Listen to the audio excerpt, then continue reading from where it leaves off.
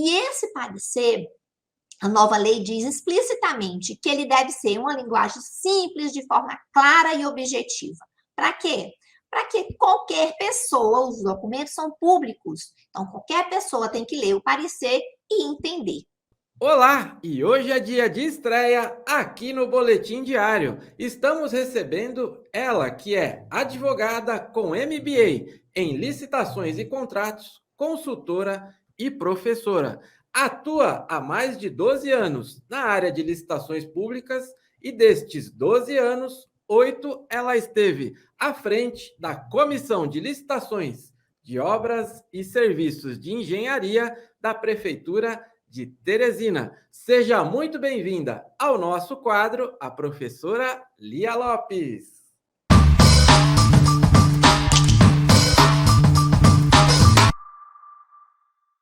Olá, caros colegas do Boletim Diário, é uma honra para mim estar aqui com vocês. Agradeço ao Ricardo pelo convite e à Aline. E eu gostaria de falar hoje no boletim sobre o rito procedimental comum que a nova lei de licitações nos trouxe, né? Perfeito, professor. Eu quero aqui também, em nome de toda a família Forset, agradecer a sua agenda, a sua disponibilidade, até porque o tema que você propôs, muita gente está deixando de lado. E é sempre bom nós comentarmos sobre isso, porque nós temos aí uma nova lei de licitações e você quer falar de um tema que no começo todo mundo falava, agora foi deixado de lado, que são as fases da licitação. Professora, por favor, o espaço é todo seu. Obrigada, Ricardo. Exatamente, Ricardo. Esse rito procedimental, né? É importante a gente falar nesse momento para que as pessoas tenham noção de que muita coisa mudou nesse rito, né? Então, a concorrência e o pregão, eles seguem agora um rito procedimental comum. E é desse rito procedimental comum que eu vou falar aqui com vocês, né? Então, a Lei 14.133, ela traz de forma expressa quais são as fases da licitação. Lá no artigo 17, a gente vai ter a sequência dessas fases. Quais são essas fases? A preparatória. Primeiro, vou preparar a licitação, a de divulgação do edital de licitação, de apresentação de propostas e lances, quando for o caso, né? Do julgamento, da habilitação, a fase recursal e, por fim, a fase de homologação, né? E aí a gente encerra a licitação. Então, as licitações, uma observação a ser feita é que elas agora serão realizadas preferencialmente sob a forma eletrônica, né? O que significa isso? Significa que você tem que usar a forma eletrônica, mas é possível ainda utilizar a forma presencial, desde que tenha uma motivação dentro do processo, você tem que justificar, porque você não está fazendo da forma eletrônica, não é uma faculdade, né? Tem que ter um motivo.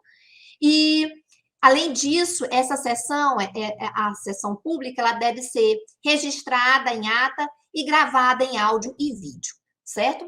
Então, vamos adentrar agora aqui as fases. Então, a primeira fase da licitação, ela vai ocorrer aonde? No âmbito interno da administração pública.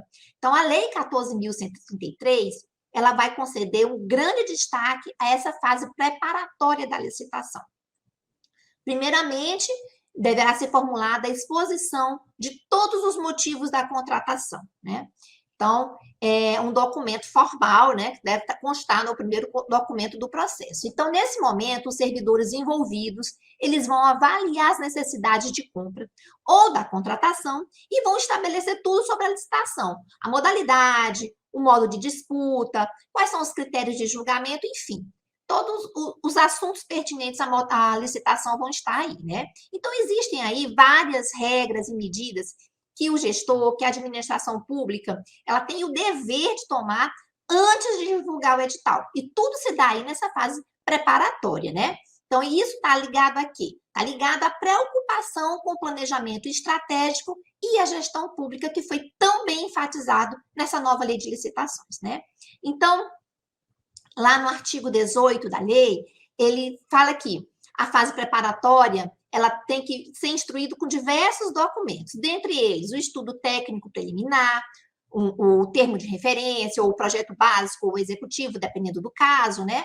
O orçamento estimado, o edital, e aí incluindo a minuta de contrato e os seus anexos, né? Todas as motivações das decisões, por que eu estou usando essa modalidade, por que eu optei por esse critério de julgamento, né? Vou utilizar consórcio ou não. Então, a motivação dessas decisões, né? E uma dessas motivações é o momento de divulgação do orçamento, e aqui eu faço um adendo, porque agora a nova lei de licitações permite que o orçamento seja sigiloso e que ele vai ser divulgado posteriormente, né? Então, tem que ter também esse momento de divulgação do orçamento e a análise de riscos, né? E aí eu destaco a implementação dessas medidas de gerenciamento de riscos, né? Ou seja, será feita essa análise dos riscos que possam comprometer o sucesso da licitação e essa boa execução contratual ao final do processo, né? Então, todos esses documentos que eu citei, né, que compõem o processo licitatório, eles são públicos e eles devem ser divulgados pela administração. Alguns vão ser publicados no momento da divulgação do edital, né?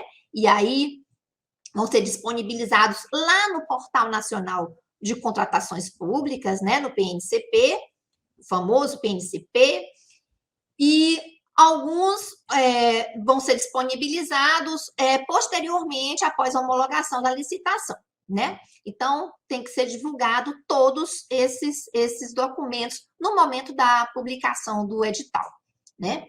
Ao final da fase preparatória, então, passei por essa primeira fase, que eu falei aqui sucintamente, e aí o processo vai para onde? O processo vai ser encaminhado ao departamento jurídico para que seja feito um controle de legalidade de todos os documentos que compõem o processo. E aí vai ser emitido um parecer. E esse parecer, a nova lei diz explicitamente que ele deve ser uma linguagem simples, de forma clara e objetiva. Para quê? Para que qualquer pessoa, os documentos são públicos, então qualquer pessoa tem que ler o parecer e entender, né? Então, a lei agora traz essa observação, né? E aí prevê ainda as hipóteses em que essa análise jurídica é dispensável, né? Então, concluída a elaboração do edital, né? Terminei essa parte toda. Qual é a próxima etapa? A próxima etapa, eu já fiz a preparação, já mandei para o controle de legalidade, e aí eu vou divulgar o edital da licitação, né? Então, a gente tem que dar publicidade ao instrumento convocatório.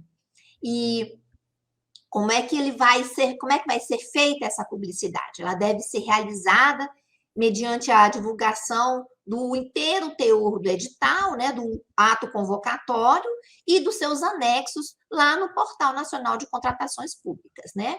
E aí, além disso, é obrigatório a publicação do extrato do edital no Diário Oficial da União, do Estado, do município e do DF, né? E em jornais de grande circulação. Então, feita essa divulgação do meu edital, corrido o prazo, que há algumas modificações dos prazos de concorrência e de pregão, e a lei assim determina.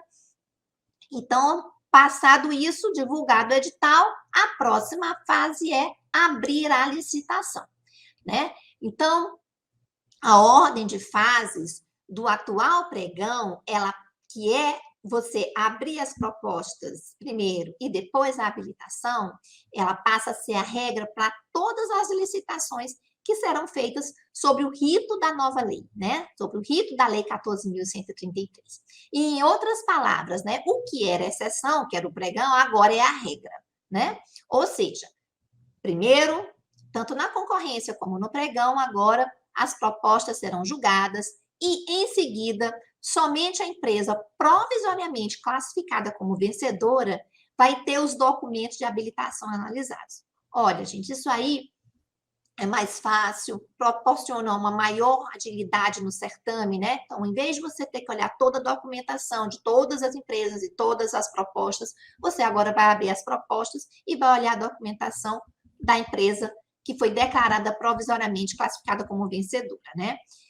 Excepcionalmente, mediante um ato motivado, então, e essa motivação tem que ser específica, demonstrando as vantagens concretas na alteração dessa ordem, né, desse procedimento, a administração pode realizar essa inversão das fases e permitir que a habilitação seja realizada antes das propostas e dos lances, né? Então, esse ato, como eu falei, tem que ser específico e devidamente motivado, né? Tem que ter a exposição de todas as vantagens para a licitação. Não é uma faculdade do gestor, né? Então, julgamos aí as propostas de preço e os documentos de habilitação, e aí vamos para a declaração do vencedor do certame. Então, a lei prevê que cabe recurso do julgamento das propostas ou da habilitação, da inabilitação dos licitantes, dentre outros atos, né, dentro do processo. E agora nós temos a grande diferença, que é a fase recursal única, né? Enquanto na Lei 8666, na concorrência, eu abro a habilitação, abro a fase recursal, abro a proposta de preço, abro a fase recursal. O que acontece agora? Tal qual feito na 10.520, nós temos agora uma fase recursal única, né? Diferentemente da 8666, que nós temos aí 2 etapas recursais. Então, vamos concentrar a análise de todos os recursos da licitação, seja referente à etapa de julgamento, das propostas, da habilitação, numa única fase, né? Mesmo que haja essa inversão que eu falei anteriormente, que é possível a administração, inverter as fases e fazer a habilitação antes, mesmo que tenha essa inversão, ainda assim a fase recursal será única, né? E tal qual ocorre no pregão hoje. A nova lei de licitação prevê que o licitante deve manifestar imediatamente a intenção de recorrer, né? Sob pena de preclusão. E no segundo momento, ele vai apresentar o porquê desse inconformismo, ou seja, chamadas razões recursais, certo? Então, essa manifestação de maneira imediata significa o quê? Deve ocorrer logo após a divulgação do ato, né? Quem não se manifestar imediatamente quanto ao seu interesse de recorrer contra aquele ato, vai ter precluído o seu direito de interpor recurso, né? E aí, já finalizando, manifestei a minha intenção, o que acontece? Então, o licitante vai ter aí um prazo de 3 dias úteis para apresentação das razões do recurso.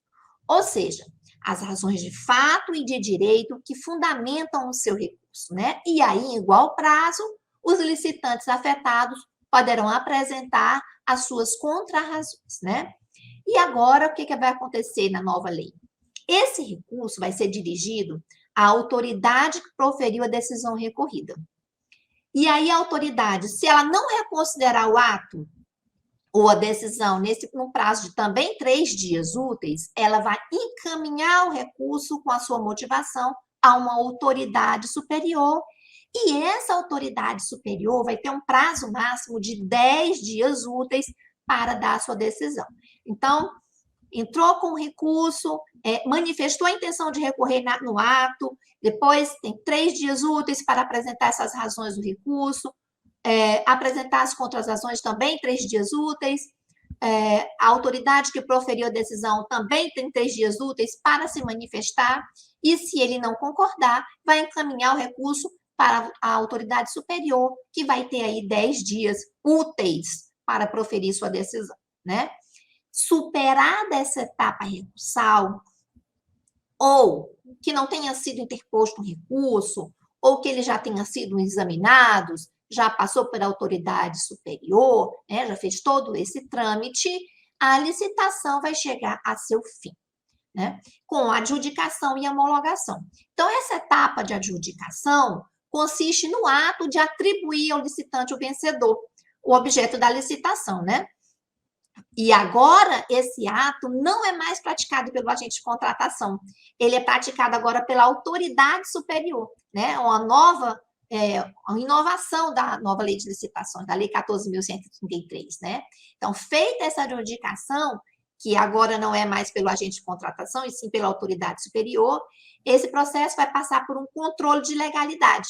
E nesse controle de legalidade é a etapa de homologação da licitação. Então, a autoridade superior, ela vai olhar todo o processo e ver se está tudo ok, né? Se está tudo legal. Então, é obrigação dele, não é só homologar, ele tem a obrigação de verificar a legalidade de todo o processo. E aí ele vai ter 4 alternativas, né?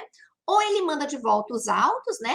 E se ele encontrou alguma irregularidade sanável, algum vício sanável, né? Então ele vai mandar para sanear, para consertar o vício que é sanável, né? Ou ele encontrou uma ilegalidade e aí ele vai anular esse ato, né? De ofício ou mediante provocação de terceiros. Pode ter aí alguém ir lá e manifestar, né? Dizendo, apontando a ilegalidade, né? A autoridade superior ainda pode revogar a licitação se não tiver mais conveniência ou não for mais oportuna a licitação, né? E aí tem que ter um fato superveniente que seja devidamente comprovado, né? Não é por faculdade, não é mais conveniente, vou aqui revogar, tem que acontecer alguma coisa para e comprovado dentro do processo, né? E, por fim, ele vai adjudicar e homologar a licitação. Homologou a licitação, né? Encerramos e aí a gente manda para a fase contratual, né? E aí encerramos essa fase as fases da licitação de acordo lá com o artigo 17, né? E aí é importante só lembrar que se houver anulação ou revogação, a lei assegura, né, a prévia manifestação dos interessados, né? Então, também não pode anular e revogar sem que seja aberto aos interessados na licitação se manifestar a favor ou contra, né? E aí a gente encerra toda essa parte das fases da licitação. Professora, muito obrigado por fazer um resumo aí, né, do artigo 17 da nova lei de licitações.